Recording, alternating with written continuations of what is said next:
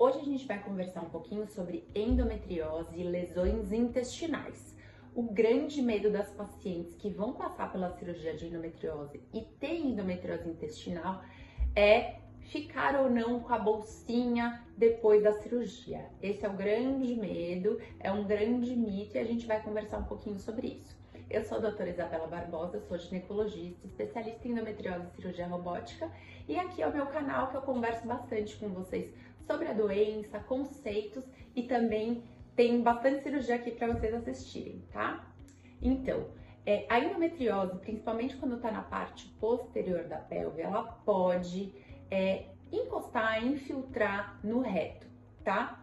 Sempre a doença vai de fora para dentro, então vai da camada externa, que é a serosa, e ela vai penetrando na muscular até chegar na mucosa, e é muito difícil invadir a parte interna do reto. Por isso que a colonoscopia, ela não mostra doença, não mostra endometriose na grande maioria das vezes.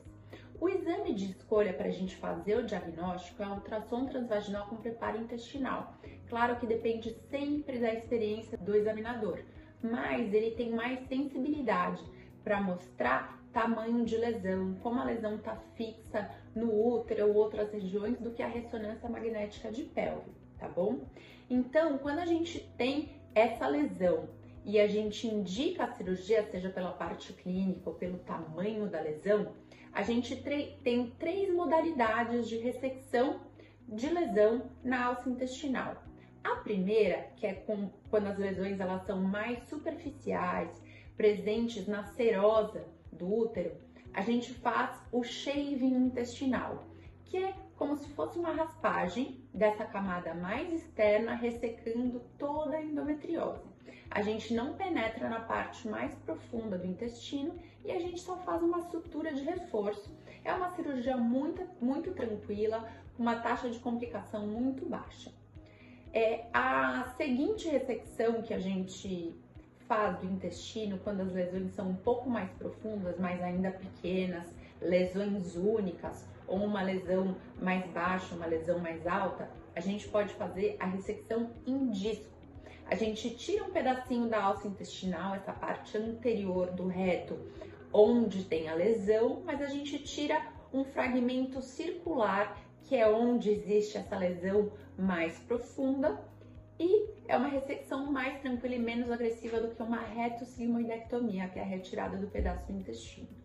E quando a gente faz essa modalidade de ressecção, que é a retossigmoidectomia, quando a gente tem uma lesão maior, uma lesão mais volumosa, mais profunda, ou quando é uma lesão que vai da parte mais baixa do reto e vai para uma região mais superior, lesões duplas, aí a gente faz essa ressecção, a gente faz essa retossigmoidectomia, que é uma cirurgia mais agressiva.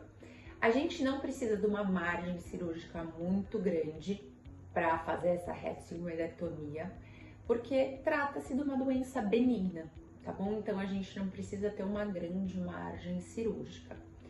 Quando a gente tem lesões muito baixas, sempre existe a descrição da altura da lesão, né? A distância da lesão até a borda anal. Quando a gente tem as lesões mais baixas, que estão a 5 centímetros da borda anal, 4 centímetros da borda anal, e a gente faz uma retossigmoidectomia dessa região, essa região de sutura, quando a gente faz a costura, juntando as duas bordas da anastomose intestinal, ela fica muito próxima ao reto.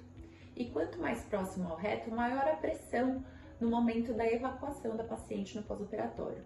Então, depende de cada caso, depende do perfil da paciente, a gente pode decidir fazer uma derivação intestinal como proteção para que essa costura do intestino não abra, tenha a menor chance de deiscência. Quando a gente faz essa derivação, é no intestino delgado, então chama-se ileostomia, é o pedaço do ilho que a gente deixa para fora do abdômen. E o tempo que a gente deixa a paciente derivada varia bastante, né, com relação ao quadro clínico dela, mas entre 40 e 60 dias. Após esse período, a anastomose feita no reto já está muito bem cicatrizada e a gente pode devolver essa alça intestinal já suturada para dentro do abdômen, tá? Essa reconstrução costuma ser uma cirurgia tranquila.